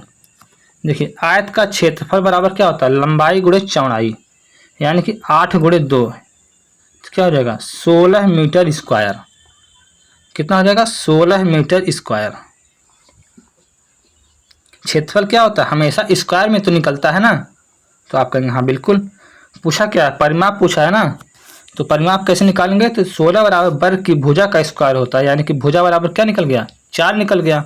तो जब भुजा बराबर निकल गया तो वर्ग का परिमाप क्या सूत्र होता है? 4 गुणे भुजा। तो 4 गुणे 4 कर देंगे, 16 मीटर आपका आ जाएगा परिमाप। सिंपल सा बिल्कुल एकदम। चलिए आगे बढ़ते हैं अगले क्वेश्चन पर। अगला क्वेश्चन है, एक वर्ग की भुजा 5 सेंटीमीटर है तो इसका क्षेत्रफल ज्ञात कीजिए। तो किसी भी वर्ग का जो क्षेत्रफल होता है वो भुजा गुणे भुजा ही होता है ना। तो जब अगर भुजा दिया 5 सेंटीमीटर है तो उसका क्षेत्रफल क्या हो जाएगा? तो 5 गुणे 5 कर देंगे, आपका 25 सेंटीमीटर स्क्वायर हो जाएगा। यही तो होगा ना। तो आप कहेंगे हाँ बिल्कुल। चलिए आगे बढ़ते हैं। अगला क्वेश्चन है, एक वर्गाकार बगीचा है जिसकी एक भुजा 25 मीटर है, इसके चारों तरफ कांटेदार तार लगाना है तो तार की लंबाई ज्ञात कीजिए। तो यहाँ पे क्या करना है हमें? जब चारों तरफ लगाना तो हमें क्या ज्ञात करना पड़ेगा? परिमाप ज्ञात करना पड़ेगा।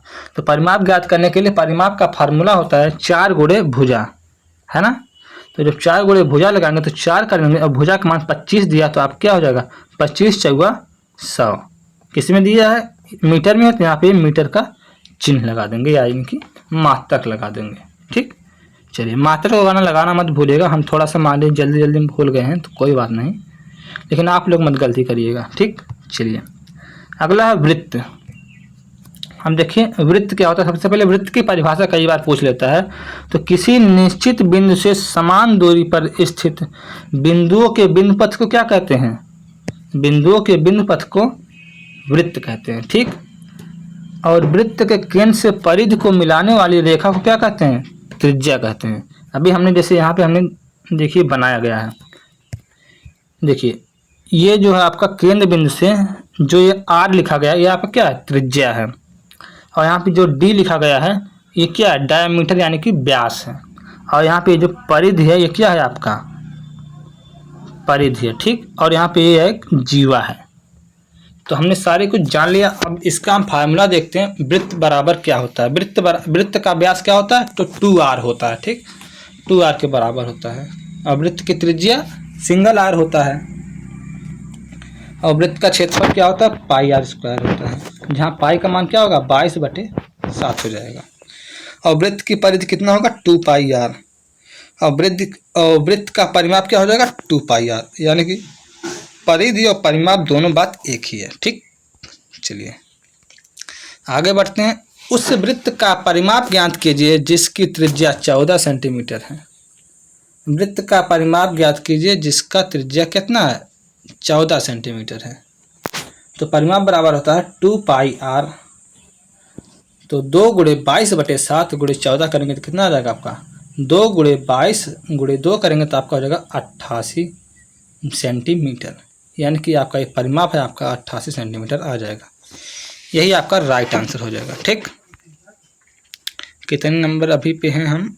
12 आउट ऑफ 18। अभी 6 पेज है। और चलिए कोई बात नहीं, चाहे इतना टाइम लग जाए इसको हम पूरा कंप्लीट करेंगे, ठीक। जब दो रेखाएं एक दूसरे को प्रतिच्छेदित करती हैं तो उनके बीच बनने वाला झुकाव कोण कहलाता है, जिसे थीटा से प्रदर्शित करते हैं। अब कोण की बात है, कोण चैप्टर। अब कोण जो है कई प्रकार के होते हैं, ठीक। अब जैसे आपका एक आता है आपका शून्य कोण, न्यून कोण, सम कोण, अधिक कोण, ऋज कोण, बृहत कोण, संपूर्ण कोण। ये 7 प्रकार के ऐसे ही होते हैं। तो शून्य कोण में क्या होता है? 0 अंश का कोण बनता है। और न्यून कोण में क्या होता है? 0 से लेकर 90 अंश के बीच में जो भी कोण बनते हैं वे आपके क्या होते हैं? आपके न्यून कोण होते हैं। और सम कोण की बात किया जाए तो 90 अंश के जितने भी कोण बनते हैं सभी सम कोण होते हैं। अधिक कोण की बात किया जाए तो 90 अंश से अधिक तथा 180 अंश से क्या होते हैं? कम जो कोण बनते हैं वे आपको क्या होते हैं? अधिक कोण कहलाते हैं। अगर ऋज कोण की बात किया जाए तो ऋज कोण वे कोण होते हैं जिनका जो 180 अंश पे केवल बनते हैं, बिल्कुल। और अगर बृहत कोण की बात किया जाए तो 180 अंश से अधिक तथा 360 अंश से कम होते हैं। वे कोण आप क्या कहलाते हैं? बृहत कोण कहलाते हैं, ठीक। और संपूर्ण कोण की बात की जाए तो संपूर्ण कोण कौन से होते हैं? आपके 360 अंश के जो भी कोण होते हैं वे आपके संपूर्ण कोण कहलाते हैं, ठीक। चलिए आगे बढ़ते हैं। ये आपका एक क्विक रिवीजन है, ऐसा नहीं है कि मतलब हम इसमें आपको पूरा डिटेल से पूरा अच्छे से पढ़ाएंगे, इसलिए नहीं हम पढ़ा पाएंगे क्योंकि जो है हमारे पास उतना टाइम भी नहीं और आपके पास भी उतना टाइम नहीं है, क्योंकि और भी सब्जेक्ट पढ़ना है। तो आप लोग रिवाइज करते हुए चले जाइए। ऐसे ही एक बार इसका जो PDF निकलवा लेना, ऐसे रिवाइज करके चले जाना पेपर में। शायद इसमें से बहुत सारे क्वेश्चन आपको ऐसे ही एज इट इज मिल जाए या केवल डाटा जो है चेंज किया रहेगा, ठीक। चलिए अब स्थिति के आधार पे कोण के प्रकार। पहला आपका आसन्न कोण या संलग्न कोण। तो इसमें क्या होते हैं? ऐसे दो कोण जिसके जो दो कोणों के जो होते हैं जो शीर्ष ना एक ही होते हैं। जैसे देखिए यहाँ पे दो कोण है 50 अंश, यहाँ पे 40 अंश, लेकिन उनके जो मध्य बिंदु ये जो शीर्ष हैं ये आपके एक ही हैं। तो ऐसे कोण क्या कहलाते हैं? संलग्न कोण कहलाते हैं, ठीक। और संपूरक कोण कौन से होते हैं? ऐसे कोण जिन दो कोणों का योग 180 अंश होता है। जैसे आपका 120 अंश प्लस 60 अंश, इन दोनों को मिलाने क्या होगा? 180 अंश हो जाएगा ना। ऐसे कोण क्या कहलाते हैं? संपूरक कोण कहलाते हैं। अगर कोट पूरक कोण की बात किया जाए तो कोट पूरक कोण वे कोण होते हैं जिनका योग 90 अंश होता है, यानी कि जैसे 40 अंश प्लस 50 अंश या 30 अंश प्लस 60 अंश, यानी कि कुछ भी हो, या 10 अंश या 90 अंश, दोनों को जोड़ेंगे तो क्या आना चाहिए? 90 अंश आना चाहिए। तो ऐसे कोण क्या कहलाते हैं? कोटि पूरक कोण कहलाते हैं, ठीक बाबू। चलिए आगे बढ़ते हैं। अगला है आंकड़ों का पिक्टोग्राफ। यहाँ से भी आपका 2 नंबर कन्फर्म है, एकदम इम्पॉर्टेंट है। बिल्कुल आईटी यहीं से आपका आएगा, ठीक। बस केवल डाटा हो सकता है चेंज हो थोड़ा सा उसमें, लेकिन क्वेश्चन ऐसे ही रहेगा। दी गई सारणी में रखने वाली किसी विद्यालय में छात्रों की संख्या दी गई है, इसे पिक्टोग्राफ पर प्रदर्शित कीजिए। यहाँ पे रखने वाले खेल होना चाहिए ना, खेल। चलिए कोई बात नहीं। तो यहाँ पे दिया गया खेल कौन कौन से है? फुटबॉल है, हॉकी है, क्रिकेट है, कबड्डी, शतरंज। ये सभी क्या हैं? खेल हैं। और छात्रों की संख्या कितनी है? 200, 140, 100, 80, 20। ये सब क्या है? छात्रों की संख्या यानी खिलाड़ियों की संख्या, ठीक। चलिए यहाँ पे दिया गया है कि माना 20 शिक्षार्थियों की संख्या बराबर क्या हमने माना है? 1 शिक्षार्थी माना है। क्यों? क्योंकि तभी तो हम दर्शा पाएंगे, तभी तो पिक्टोग्राफ का मतलब निकलेगा। तो जैसे 200 विद्यार्थी थे और उसमें जो है कितने खिलाड़ी थे? 20 खिलाड़ी। तो जब हम भाग दे देंगे कितने आ जाएंगे? 1 सेकंड, सॉरी, कितना यहाँ पे दिया गया है? फुटबॉल वाले खिलाड़ी कितने हैं? छात्रों की संख्या 200 है। अगर हमने जो है कितना माना है? 20 मान लिया है। अगर हमने 20 मान लिया है तो 20 छात्र बराबर 1 छात्र का है ना, 1 शिक्षार्थी। 20 शिक्षार्थियों की संख्या बराबर हमने क्या माना है? 1 शिक्षार्थी। तो हमने क्या करेंगे? 20 से भाग दे देंगे। तो जब 20 से भाग देंगे तो फुटबॉल में कितने शिक्षार्थी हो जाएंगे? 10 शिक्षार्थी आ जाएंगे। कितने शिक्षार्थी आ जाएंगे? 10 शिक्षार्थी। अब जब 10 शिक्षार्थी आएंगे तब तो हम पिक्टोग्राफ में प्रदर्शित कर सकेंगे ना। तो आप कहेंगे हाँ बिल्कुल। चलिए अगला है आपका 140/20 करेंगे तो आपके इसमें आ जाएंगे आपके 7 शिक्षार्थी आ जाएंगे हॉकी में। और अगले में 100/20 करेंगे तो आपके आ जाएंगे 5 विद्यार्थी क्रिकेट खेलने वाले हो जाएंगे, ठीक। इसके बाद अगला हो जाएगा 80/20 करेंगे तो 4 शिक्षार्थी आपके कबड्डी के हो जाएंगे। और 20/20 करेंगे तो आपके 1 शिक्षार्थी आपके शतरंज में हो जाएंगे। अब इसको हमें पाई ग्राफ में या सॉरी पिक्टोग्राफ में क्या करना है? प्रदर्शित करना है। अब जैसे देखिए हम शिक्षार्थियों का ऐसे ही मुख बना दिए। जैसे संकेत में क्या हमने मुख बराबर, एक मुख बराबर क्या? 20 शिक्षार्थी। अब फुटबॉल में कितने हैं? 10 हैं। तो 10 × 20 करेंगे तो आपका 200 विद्यार्थी हो जाएंगे ना, या 200 शिक्षार्थी हो जाएंगे ना। तो आप कहेंगे हाँ बिल्कुल हो जाएंगे। तो हम क्या करेंगे? इसमें 10 ऐसे ही मुँह बना देंगे या 10 शिक्षार्थी बना देंगे। ऐसे इसमें हॉकी में भी हम कितना बना देंगे? जितना रहेगा, चाहे वो 7 रहेगा या 8 रहेगा, मतलब जितना भी रहेगा, ठीक। फिर क्रिकेट में जितना रहेगा उतना बना देंगे, कबड्डी में जितना रहेगा उतना बना देंगे, शतरंज में जितना रहेगा उतना बना देंगे। देखिए जो हमने निकाला है वही 10 शिक्षार्थी, 7, 5, 4, 1, ये जो हमने निकाला है यही हमने क्या किया? पिक्टोग्राफ में बस प्रदर्शित कर दिया है, ठीक बाबू। किसी कोई समस्या? अगर आपने यहाँ तक वीडियो अगर आपने यहाँ तक देख लिया है तो एक बार जो है थोड़ा वीडियो को लाइक कर दीजिएगा, बाकी और लोगों के पास भी शेयर कर दीजिएगा अपने फ्रेंड सर्कल ग्रुप में, ठीक। और इसके बाद अगला क्वेश्चन ये है किसी विद्यालय में वर्ष 2017 से 2022 तक के वर्ष भर में प्रवेश करने की दर निम्नवत है। तो 2022 में, 2017 में, 2018, 2021 में इन सब में जो प्रवेश किए हैं जो बच्चे, उन सब का आंकड़ा दिया गया। जैसे 2017 में कितने बच्चे प्रवेश किए हैं? 20, 2018 में 30, 2019 में 35, 2020 में 40, 2021 में 45, 2022 में 54, ठीक। तो इतने विद्यार्थी क्या किए हैं? प्रवेश लेते हैं।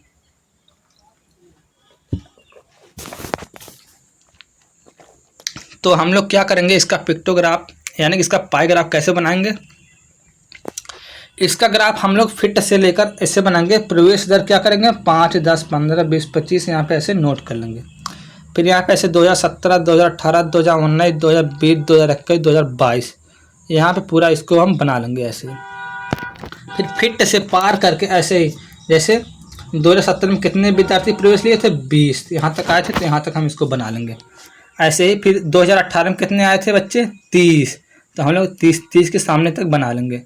फिर इसके बाद अगले सत्र में और कितने आए थे? 35, तो यहाँ तक हम बना लेंगे। ऐसे ही एज बना लेंगे, ठीक। तो बस ऐसे ही करेंगे तो आपका एक भी नंबर कटेगा नहीं। अगला है ये पाई चार्ट वाला है। एक विद्यालय में कक्षा 12वीं का परिणाम इस प्रकार है, इसे पाई चार्ट पर प्रदर्शित करें। अब इसे पाई चार्ट पर प्रदर्शित करना है तो कैसे करना है? जैसे फर्स्ट में आपका 40%। सेकंड डिवीज़न जो प्राप्त किए हैं वो 10% बच्चे हैं, और थर्ड डिवीज़न जो प्राप्त किए हैं वो 15% बच्चे हैं, और फोर्थ डिवीज़न में आपका 15%, और फिफ्थ डिवीज़न वाले जो हैं वो 20% बच्चे हैं, यानी इन्हें फेल माना गया है। ठीक, तो इन्हें जो है अब इन्हें कैसे हम लोग व्यक्त करेंगे, एक हम लोग सर्कल बनाएंगे। ठीक, तो सर्कल कितने अंश का होता है, 360 अंश का होता है।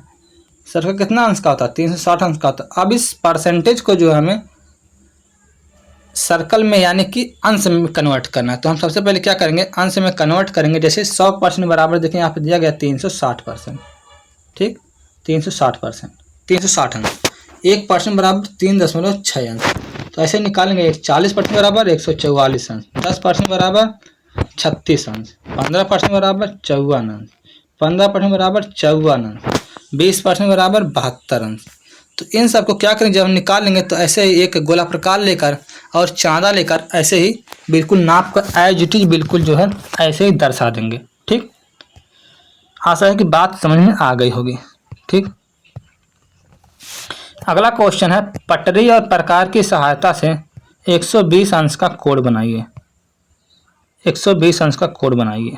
ठीक, अब इसमें क्या करना है, देखिए हमने सर्वप्रथम क्या किया है कि हमने ए बी एक रेखा खींचा है। ठीक, हमने क्या किया, ए बी एक रेखा खींचा है। अब ए को केंद्र मानकर एक चाप लगाया जो बिंदु एम पर काटता है। ठीक, तो हमने जैसे जैसे बनाया गोला प्रकार से वैसे वैसे आप क्या करिएगा, बनाइएगा। जैसे देखिए, अगर आप यहाँ पे केंद्र बिंदु मानकर ऐसे चाप लगाएंगे ना, तो फिर यहाँ पे केंद्र बिंदु मानकर फिर इस पर चाप लगाएंगे एक बार, फिर एक बार इस केंद्र बिंदु मानकर एक बार इसको चाप लगाएंगे, तो फिर इसको क्या करेंगे, मिला देंगे। जब ये रेखा मिलाएंगे तो ये आपको कितना बन जाएगा, 120 अंश का कोण बन जाएगा। ठीक, तो जब 120 अंश का जब आपका कोण बन जाएगा तो हम क्या करेंगे, जैसे जैसे हम जो जो कार्य करेंगे पूरा गोला प्रकार से और फिट से जो भी बनाने में, ऐसे ही हम बस ऐसे ही केवल लिख देंगे, वही सेम ऐसे जैसे हमने जो मानकर जो हमने चाप लगाया, जैसे हमने बनाया, जैसे जहाँ पे जिस बिंदु पर काटा, बस केवल ऐसे ही उस सबको लिख देंगे केवल, और कुछ नहीं करना है। आपको पूरा पूरा नंबर मिलेगा। जैसे हमने चाप लगाया जो बिंदु ओ पर काटती है या बिंदु डी पर काटती है, तो फिर बिंदु डी से ए को मिलाया, तब यही कोण ई ए बी 120 अंश बना। तो इस प्रकार हम लिख देंगे तो बिल्कुल आपको 2 नंबर मिलेगा, उसमें कोई दो राय नहीं, इसमें कोई काट नहीं पाएगा। ठीक, अब देखिए कुछ इधर और महत्वपूर्ण प्रश्न है जो हमारी समझ से हो सकता है कि आपके पेपर में आ जाए। ठीक, ऐसे ही बिल्कुल। तो पहला समीकरण आपका है सिंप्लीफिकेशन का कि 3x माइनस 5 बराबर x माइनस x प्लस 3 को हल करें। तो 3x माइनस 5 बराबर x प्लस 3 को इसको हल करना है, तो 3x माइनस x हो जाएगा, यानी x को इधर लेते जाएंगे और माइनस 5 को उधर ले जाएंगे तो ये प्लस में हो जाएगा। ठीक, तो 2x बराबर क्या हो जाएगा, 8x बराबर 8/2 कर देंगे तो आपका इसका मान 4 आ जाएगा। ठीक, बात समझ में आ रही है ना। आसान था इसलिए थोड़ा फास्ट चल दिए। एक छात्रावास में 50 छात्रों के लिए 40 दिन की सामग्री, 40 दिनों की भोजन सामग्री है। यदि छात्रावास में 30 छात्र और आ जाएं तो भोजन सामग्री कितने दिन में समाप्त हो जाएंगे। जैसे देखिए, जब छात्रावास में जब 50 छात्र थे तो भोजन कितने दिन चल रहा था, 40 दिन चल रहा था। लेकिन जब अगर छात्रावास में 30 छात्र और आ जाएंगे, जब छात्र बढ़ जाएंगे तो क्या हो जाएगा, भोजन कम दिन और चलेगा ना, यानी कि 40 से हमेशा कम ही दिन चलेगा। तो इसके लिए हम क्या करेंगे, तो पहले छात्र 50 थे, बाद में 30 छात्र और आ गए, इसलिए अब छात्र संख्या कितनी हो गई, 80 छात्र हो गए। यानी कि 50 पहले थे, 30 और आ गए, अब टोटल कितने हो गए, 80। लेकिन भोजन कितना है, भोजन तो उतना ही है जितना पहले था। तो हम क्या करेंगे, तो 50 गुणे 40 बराबर 50 दिनों का भोजन जो हो जाएगा, 50 छात्रों का 40 दिन का भोजन, और 80 गुणे जब x करेंगे तो ये कितना हो जाएगा, 80 छात्रों के लिए x दिन का भोजन हो जाएगा, यानी कि यही x हमें निकालना है। तो क्या करेंगे, 50 गुणे 40 बराबर 80 गुणे x। अब इधर उधर पक्षांतर करके बस इसे हल कर देंगे। क्या करना है, तो 50 गुणे 40 करेंगे आपका 2000, और इधर हो जाएगा 80x। तो x बराबर जब 80 से भाग देंगे तो आपका आ जाएगा 25 दिन। आपका राइट आंसर बिल्कुल सही जवाब हो जाएगा। ठीक, चलिए आगे बढ़ते हैं। वह बड़ी से बड़ी संख्या बताइए जिससे 49, 59 और 109 को भाग देने पर शेषफल क्रम से 1, 3, 5 रह जाए। देखिए ऐसे प्रश्न में जब अगर शेषफल रह जाए तो हम क्या करेंगे, सबसे पहले हम शेषफल को ही निकाल लेंगे, यानी कि बाद में बचे ही ना, यानी कि टोटल कट जाए, यही ना। तो क्या करेंगे, सबसे पहले 49 में से हम 1 घटाएंगे तो आपका 48 हो जाएगा। फिर 59 में से 3 घटाएंगे तो आपका हो जाएगा 56। फिर 109 में से हम 5 को घटाएंगे तो आपका हो जाएगा 104 बचेगा। ठीक, तो हम क्या करेंगे, 48 का अगर हम लोग मल्टीप्लाई करेंगे यानी कि गुणनखंड निकालेंगे तो 2 गुणे 2 गुणे 2 गुणे 2 गुणे 3 आपका ये निकलेगा। ठीक, और 56 का जब निकालेंगे तो 2 गुणे 2 गुणे 2 गुणे 7 निकलेगा। और 104 का जब निकालेंगे तो 2 गुणे 2 गुणे 2 गुणे 13 निकलेगा। तो अगर हम इसमें से अगर हम निकालेंगे मासा, जैसे बड़ी से बड़ी पूछा है ना, तो बड़ी से बड़ी निकालने के लिए क्या हम निकालते हैं, हमेशा क्या निकालते हैं, मासा। अभी हमने पहले ही इसके लगभग बीच में वीडियो में ही बताया था कि जैसे अगर बड़ी से बड़ी पूछे तो हमेशा मासा निकालते हैं, अगर छोटी से छोटी पूछे तो हमेशा लासा निकालेंगे। ठीक, अब यहाँ पे जब मासा कैसे निकालेंगे, तो जो तीनों में कॉमन होगा, तो कौन कौन सा कॉमन होगा, यही 2 दूना 4 दूना 8, यही इतना केवल कॉमन मिल रहा है, बाकी और कुछ कॉमन नहीं मिल रहा। ठीक, चलिए, तो ही आपका उत्तर हो जाएगा 8। अगला क्वेश्चन है, कुछ इस टाइप का भी क्वेश्चन बन जाता है। एक रेलगाड़ी जिसकी लंबाई 270 मीटर है खंबे को 9 सेकंड में पार कर लेती है, उसकी 4 किलोमीटर प्रति घंटा में ज्ञात कीजिए। देखिए एक सूत्र होता है, रेलगाड़ी की लंबाई दिया गया है 270 मीटर, और एक सूत्र होता है चाल बराबर दूरी बटे समय, यही सूत्र होता है। इसी सूत्र पर लगाएंगे तो दूरी कितनी है 270 मीटर, पार कितने सेकंड में कर ले रही है 9 सेकंड में, तो कितना जाएगा 30 मीटर पर सेकंड क्या हो जाएगी, इसकी चाल हो जाएगी। किसकी चाल हो जाएगी, रेलगाड़ी की। लेकिन वो रेलगाड़ी पूछा चाल किसमें बताने के लिए, किलोमीटर प्रति घंटा में। तो हम क्या करेंगे, किलोमीटर प्रति घंटा बदलने के लिए क्या करेंगे, 18/5 से क्या करते हैं, गुणा करते हैं। तो 30 गुणे 18/5 करेंगे तो कितना आ जाएगा आपका 108 किलोमीटर प्रति घंटा। बिल्कुल सही जवाब आपका हो जाएगा। ठीक, चलिए, एक फार्मूला होता है आय बराबर बचत प्लस खर्च। अगर मान लीजिए कभी आय और बचत पे आ जाएगा कभी सवाल, तो आय जो दिया रहेगा, जैसे मान लीजिए आय दिया रहेगा 100, तो बचत कितना रहेगा, बचत मान लिया वो 20 करता है तो खर्च कितना हो जाएगा, x हो जाएगा। जब खर्च x हो जाएगा तो x बराबर क्या हो जाएगा 100 माइनस 20 करेंगे तो आपका हो जाएगा कितना 80, यानी कि खर्च कितना हो जाएगा 80। ठीक, अगर इसका फार्मूले का प्रयोग आएगा अगर आय बचत पे तो आप लगा लीजिएगा, वरना नहीं आएगा। ठीक, चलिए आगे बढ़ते हैं। अगला क्वेश्चन है 4 सही 1/2 कामा 3 व 10 सही 1/2 का लघुत्तम समापवर्तक कितना होगा। तो सबसे पहले क्या करते हैं, इसको जो मिश्र भिन्न है, यानी कि पहले पूर्णांक और जो भिन्न को, इसको हम क्या करेंगे, केवल भिन्न में पहले बदलेंगे।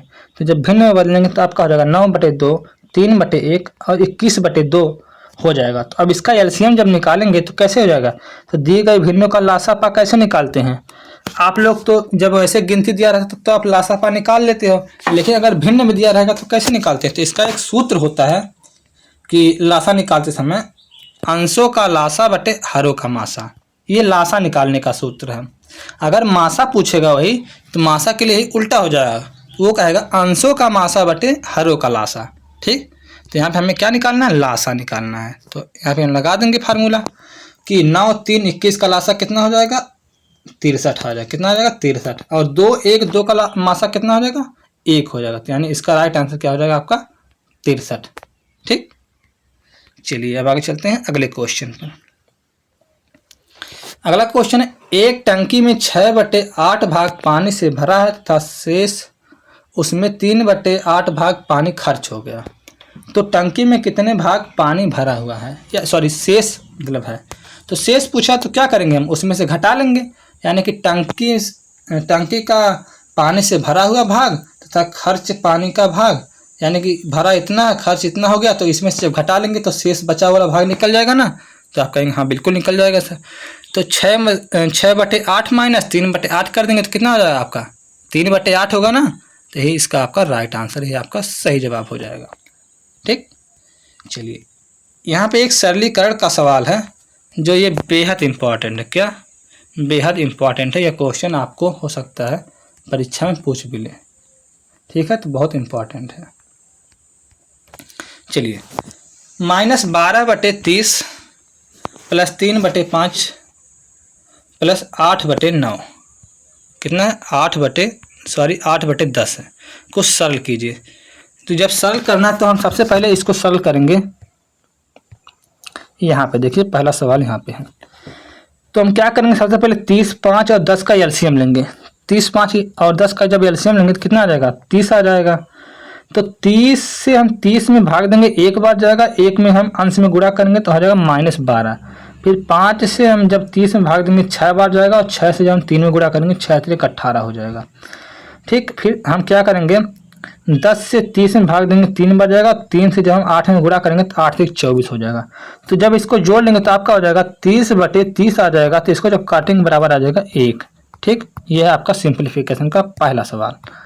इसके बाद दूसरा क्वेश्चन है -4/6 -8/10 -16/39। इसको सॉल्व करना है। इसको कैसे करेंगे, या तो पहले आप सिंप्लीफाई कर लीजिए। इसको सिंप्लीफाई मतलब इसको छोटा कर लीजिए, या तो आप डायरेक्ट गुणा कर लीजिए। तो हमने क्या किया, पहले डायरेक्ट गुणा कर लिया है। ठीक, तो कैसे गुणा किया, जैसे 8 चौक 32 और 6 दहा में 60, तो 32/60 कर लिया। फिर इसको जब हमने छोटा किया तो 16/30 कर लिया, फिर -16/39 हमने कर लिया। ठीक, इसके बाद हमने क्या कर लिया, तिरछा गुणा 13 × 16 -16 × 10। फिर इसके बाद इसका लासा निकाल दिए 30 और 39 का। 30 और 39 का लासा निकालने में कितना आएगा, 390 आ जाएगा। ठीक, तो फिर इसके बाद जब इसको गुणा करके जब इसको घटाएंगे तो आपका आ जाएगा 48/390। हाँ, इसको और भी आप जो है थोड़ा सा सिंप्लीफाई और आप कर सकते हैं। अभी ये 2 से और कटेगा, तो 2 से कटेगा तो आपका हो जाएगा ये 24 हो जाएगा, और 2 एकम 2, 2 9 18, 2 25 10, यानी कि 24/195 इसका राइट आंसर हो जाएगा। या 48/390 भी अगर आप लिखेंगे तो गलत नहीं माना जाएगा। ठीक, चलिए आगे बढ़ते हैं। अगला है आपका x + y + z, एक ब्रैकेट में, अगले ब्रैकेट में x - y + z का मान ज्ञात कीजिए। तो ऐसे सवाल को क्या करना है, सिंप्लीफाई करना है। तो x + y + z माइनस चिन्ह लगाते हैं तो पूरे पद में क्या होता है, चिन्ह परिवर्तन हो जाता है। तो माइनस से जब गुणा करेंगे तो -x + y हो जाएगा, फिर -z हो जाएगा। फिर इसके बाद -x कट जाएगा, -z + z कट जाएगा, तो यहाँ पे हो जाएगा +2y हो जाएगा। ठीक, तो आशा है कि आप लोगों को यह वीडियो पूरा अच्छे से समझ में आया होगा। अगर वीडियो अच्छा लगा हो तो और लोगों के पास अपने फ्रेंड सर्कल ग्रुप में भी भेजिए, क्योंकि हमने जो है पूरा जितना मैथ का था टोटल, यानी कि कुछ जो गेसिंग क्वेश्चन था शायद पेपर में फंस जाए, उस क्वेश्चन को भी हमने ले लिया है, और आपका सिलेबस भी लगभग पूरा कवर कर दिया है। हाँ, हमने यही बस कवर किया है कि जो महत्वपूर्ण है, बस ऐसा नहीं कि हमने फालतू का चीज़ें आपको पढ़ाया, बिल्कुल भी। तो ठीक है, तो फिर मिलते हैं फिर आपसे एक फिर नए वीडियो में। Thank you, bye bye, take care. अगर आपको इसका PDF चाहिए तो आप हमारे इस टेलीग्राम चैनल से आप जुड़ सकते हैं, और इस वीडियो के नीचे दिए गए डिस्क्रिप्शन बॉक्स में भी हम उसका लिंक दे दिए हैं। ठीक है, तो धन्यवाद, आप लोगों का बहुत बहुत धन्यवाद।